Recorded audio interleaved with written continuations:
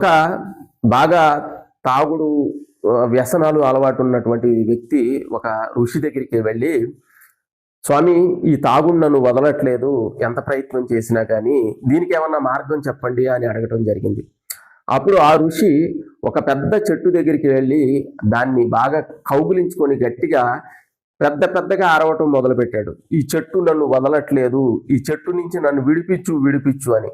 అప్పుడు ఆ వ్యక్తి, ఏమి స్వామి నాతో పరిహాసాలు ఆడుతున్నారా, మీరే వెళ్ళి చెట్టుని కౌగిలించుకొని అది వదలట్లేదు అని చెప్పేసి అంటారేంటి అని అడుగుతారు.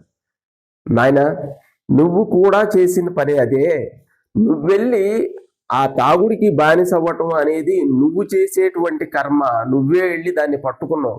యాక్చువల్గా ఆ మద్యానికి ఎటువంటి అస్తిత్వం లేదు, ప్రాణము లేదు. అది వచ్చి నిన్ను ఎలా పట్టుకుంటుంది?